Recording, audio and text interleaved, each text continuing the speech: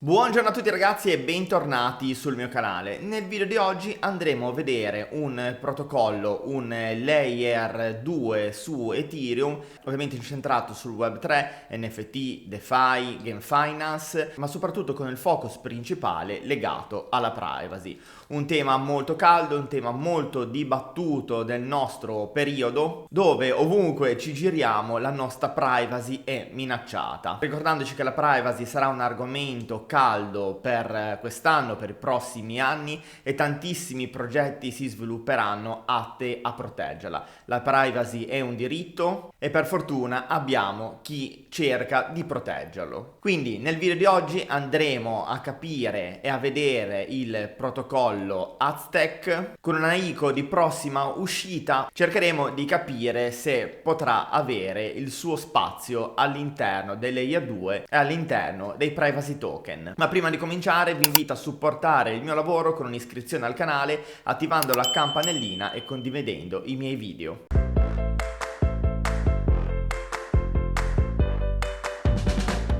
Sulla pagina di Aztec vi dico già che il token dedicato a questo protocollo non è ancora uscito.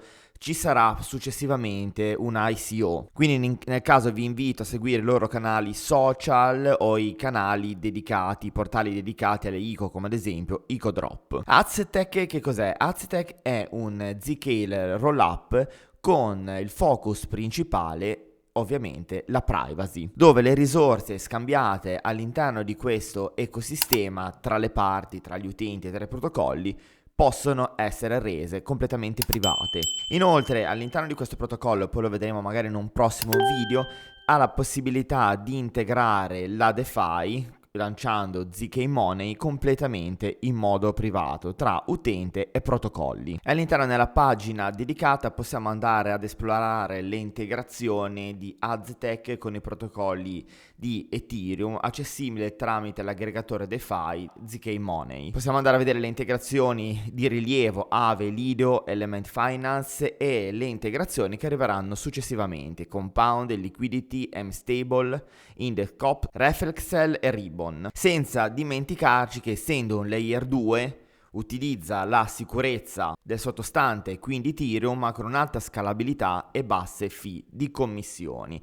A marzo 2021 hanno rilasciato, chiamiamolo così, lo scudo della privacy, dove tramite ZK Money per l'appunto possiamo collegarci a questi protocolli DeFi, utilizzare lo scudo e andare a rendere private le nostre transazioni. Sempre all'interno del sito si trova la sezione per gli sviluppatori, dove mettono a disposizione tutte le applicazioni decentralizzate, il linguaggio di programmazione, il rollup AZConnect, tutto quello che serve per andare a creare un'applicazione incentrata sulla privacy, sulla loro struttura.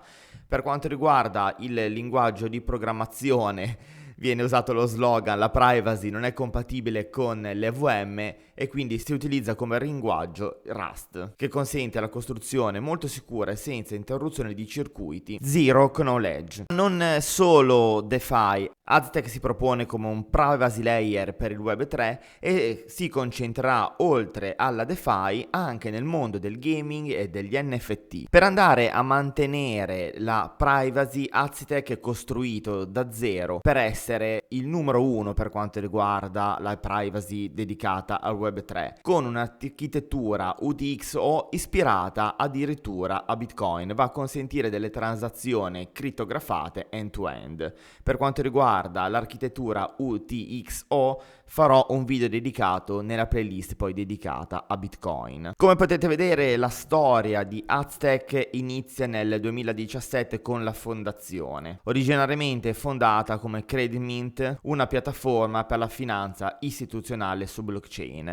Nel 2019 abbiamo Plong, Zach Williamson e Ariel Gabizon pubblicano il documento sullo ZK Snark. Nel 2021 Aztec va a lanciare ZK Money. Nel 2022 hanno lanciato Connect, dove la privacy flessibile arriva su Ethereum per la prima volta, con una serie di strumenti che vanno a semplificare l'integrazione della privacy e scalabilità con qualsiasi protocollo compatibile con Ethereum.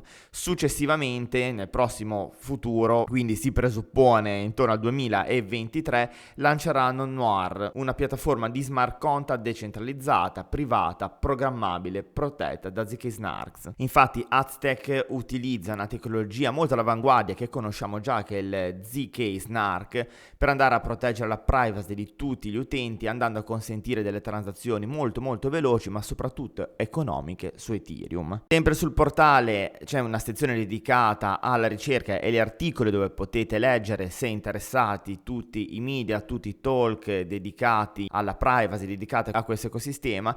Per chi avesse le conoscenze necessarie c'è anche una sezione carriera dove è possibile andare a proporre la propria candidatura qualora ci fossero delle candidature aperte, o andare a controllare il team, dal CEO agli sviluppatori agli ingegneri e tutto lo staff che va a comporre il team di Aztec. Come sempre vi invito ad andare a verificare le informazioni che trovate in questa pagina in autonomia. Quanto riguarda i social, li potete trovare su Discord, su Telegram con circa 2300 utenti. Il profilo più utilizzato che vi invito a seguire è quello su Twitter, che conta 53.400 follower. Uno sguardo rapido a ZK Money, poi fatemi sapere nei commenti se siete interessati a un tutorial su questo DeFi e l'aggregatore di Ethereum, su Ethereum, dove grazie ad Aztec Connect possiamo interagire con Aave, Compound, Uniswap, Liquidity, Tokemark, Set e tanti altri aggregatori, piattaforme su DeFi completamente in modo anonimo e con privacy garantita. Cliccando nella sezione Earn possiamo andare a vedere le opportunità di guadagno su, ad esempio, Element Finance, Fix Yield, ZK DAI.